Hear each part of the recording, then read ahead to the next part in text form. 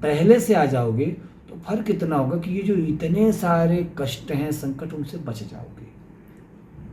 तो मैं युवाओं के लिए एक ही संदेश आपके ईटीवी और ये कौन सा चैनल है दूसरा, विस्तार टीवी के माध्यम से जितने भी आपके दर्शक, उनको सूचना और संदेश देना चाहूँगा कि आप सभी आध्यात्म से जुड़े।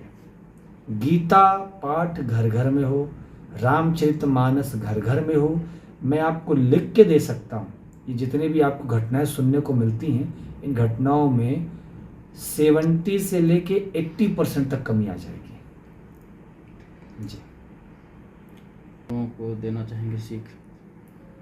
देखिए, ये प्रश्न बड़ा सुंदर है और युवाओं के लिए मैं एक चीज़ ज़रूर कहूँगा। अभी आपकी बातों से मुझे एक शायरी भी याद आई है, कहो तो सुना दूँ? एक पंक्ति है, जवानी कागज़ की नौका है, जवानी हवा का झोंका है। जवानी कागज़ की नौका है और जवानी हवा का झोंका है और जवानी ही सुधरने का मौका है। तो ये जो युवावस्था वाले जितने भी हैं, इन सब को मैं ये कहूँगा कि यदि आप परिवर्तन चाहते हो तो भगवत धर्म से जुड़ो, आध्यात्म से जुड़ो। भगवान श्री कृष्ण ने कहा है ना एक बात, कि तुम पूरी दुनिया में घूम डालो, जहाँ तुम्हें सुख मिल रहा है पूरे संसार में वहाँ नाच लो, लेकिन अंत में आओगे तुम मेरे ही शरण में।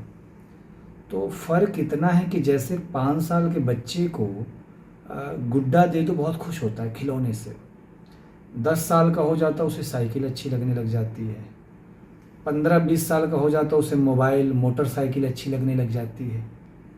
इसी प्रकार से जब युवावस्था आता है तो ये संसार के जितने भी द्यूतम पानम स्त्रियः सूनाम यत्राः धर्मश्चतुर्विधा, जो ये 4 स्थान कलयुग के दिए हैं, तो ये कलयुग अपना प्रभाव तो दिखाता ही है। तो ये जब आकर्षित करते हैं, तो यदि हमारे जीवन में अध्यात्म नहीं है तो जीव भटक जाता है और उससे वो ही परेशान होता है। लेकिन जब वो 50-55 का पार कर लेता है, एक लाइन, एक आयु, उसके बाद फिर जब उसकी हड्डियों में दर्द उठता है, दांत, देखिए ऐसा है, लगभग 14 वर्ष पूर्व इस दास के द्वारा यहाँ पर श्रीमद् भागवत ज्ञान गंगा का रस प्रवाहित हुआ, जिसमें तकरीबन जो मेरी बुद्धि कह रही है कि पूरा जो रामानुजगंज का जनमानस है वो इस कथा में उमड़ा। 14 वर्ष बाद यह अचानक आगमन हुआ है। अभी कोई ऐसा प्रस्ताव नहीं बना है, लेकिन भाव है कि अगर भगवत कृपा हुई, भगवत इच्छा हुई, तो अगर इन भक्तों की प्रेरणा रही तो यहाँ पे ज़रूर एक ज्ञान गंगा की रस वर्षा होगी। और हमारा आगमन यहाँ अंबिकापुर में हुआ था, तो चित्रकूट वापस जा रहे थे, अचानक हमारे अजय भैया जी से वार्तालाप हुई और गाड़ी इधर घूम गई, तो कल ही प्रस्थान हुआ, आगमन हुआ और कल ही फिर प्रस्थान है। महाराज, वर्तमान में जो